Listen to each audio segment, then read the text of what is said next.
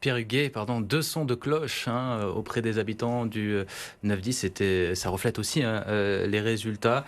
On l'a dit, donc vous finissez deuxième à l'issue du premier tour, qualifié donc pour le second tour, mais loin quand même derrière Éléonore Bèze. Votre réaction à l'issue de ce premier tour? Alors en effet, déjà, je tiens à remercier l'ensemble des Marseillaises et Marseillais qui m'ont fait confiance, qui ont fait confiance à la liste du printemps marseillais pour ce premier tour. La gauche arrive très haut dans ce secteur, qui est historiquement un secteur de droite. La gauche n'avait pas fait des scores aussi importants depuis des décennies. Et ça montre aussi que lorsqu'on est capable de rassembler sa famille politique et plus largement, eh bien, on est en capacité, voilà, de proposer d'être une alternative au Rassemblement national et à l'extrême droite. Je peux comprendre, bien sûr, la colère des habitants des 9e et 10e arrondissements, ou des Marseillais, des Marseillaises plus largement. Mais l'extrême droite fait de fausses promesses. C'est un mirage qui est construit sur la haine, sur la division. Et donc, c'est vrai que le choix qui sera fait par finalement les Marseillais, Marseillaises le 22 mars, c'est celui d'un choix entre le camp de la haine, de la division, du racisme, de l'antisémitisme, finalement de ceux qui aussi organisaient des ratonnades, et puis le choix de l'espoir, celui porté par le printemps marseillais, par le maire Benoît Payan, avec bien sûr la volonté aussi de continuer le travail qui a été engagé pour redonner de la dignité à notre ville. Tout de même, comment expliquer ce score si haut, 44,87%. Comment expliquer que le RN soit si fort? Le RN qui pourtant, par rapport à ce que vous dites, tente d'avoir une image un peu moins ancestrale que celle que vous venez de décrire. Tente, mais n'y arrive pas. Parce qu'à la fin, ça reste quand même le camp des héritiers de Pétain.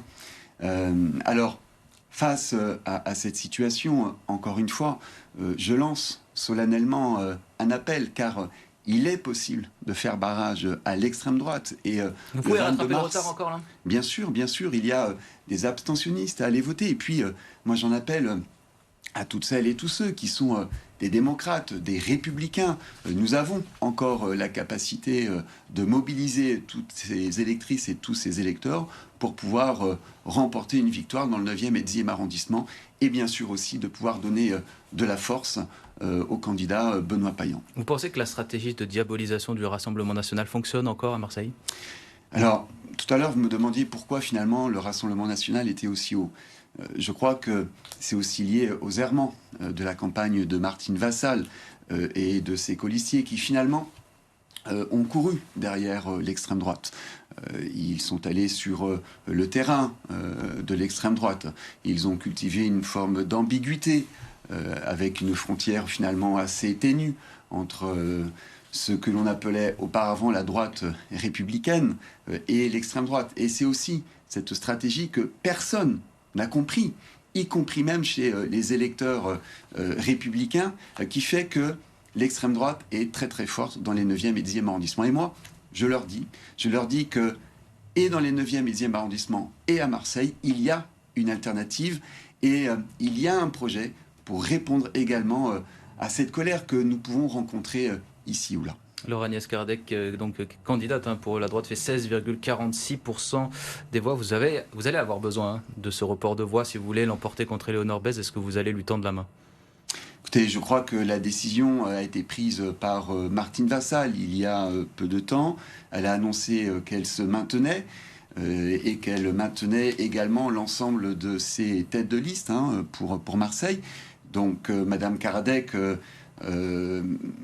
aura probablement, en plus de la défaite, à supporter le poids du déshonneur. Parce que je rappelle que Madame Kardec est quand même la chef des Républicains dans les Bouches-du-Rhône. Les Républicains, c'est quand même une famille politique, la famille gaulliste, qui s'est construite contre précisément les adversaires que sont aujourd'hui les héritiers de Pétain et qui arrivent en tête dans ce 5e secteur. Sur la mairie centrale, cette fois, on va ouvrir un petit peu à Marseille. Hier, Benoît Payan a refusé la main tendue par la France insoumise. Il y a beaucoup d'observateurs qui se disent que c'est très risqué comme stratégie, parce qu'on se dirige tout droit vers une quadrangulaire et que cela favoriserait le Rassemblement national en cas de finale à 4. Je crois que le maire a été très clair là-dessus. La lutte contre l'extrême droite, ce n'est pas des tractations, ce n'est pas de la tambouille. On ne va pas négocier une place pour les uns ou pour les autres quand il s'agit de lutter contre l'extrême droite. Le 22 mars, les Marseillais et les Marseillaises auront un choix à faire. Ils auront le choix soit de l'extrême droite, soit celui du printemps marseillais porté par Benoît Payan. Et je le rappelle, le printemps marseillais est un rassemblement. C'est le rassemblement le plus large qui, bien sûr, rassemble la gauche, mais qui va bien au-delà de ce que le printemps marseillais avait pu rassembler dès 2020. Donc, le 22 mars, c'est ce choix auquel les Marseillaises et les Marseillais auront finalement à prendre une décision. Et tous ces électeurs de la France insoumise ont-ils le droit d'être représentés au second tour? C'est-à-dire que, est-ce que voilà, c'est raisonnable finalement de ne pas accepter la main tendue de la France insoumise? Écoutez, je crois que les Marseillaises et les Marseillais méritent mieux que des tractations, de la tambouille, que des appareils politiques qui s'entendraient pour 1, 2, 3 places. Aujourd'hui, il y a une situation historique à Marseille. Je tiens à le dire parce que l'extrême droite, c'est l'antithèse de Marseille. Marseille s'est construite à travers les siècles avec des femmes, des hommes qui sont venus d'ailleurs et qui ont pu, ici à Marseille, se refaire une seconde vie. C'est ça l'histoire de Marseille. Marseille, elle est riche de sa diversité. Et donc, le 22 mars, c'est ce choix auquel les Marseillaises et les Marseillais, finalement, devront faire face. Et donc, nous ne faisons pas appel, nous ne demandons pas aux organisations politiques de se retirer.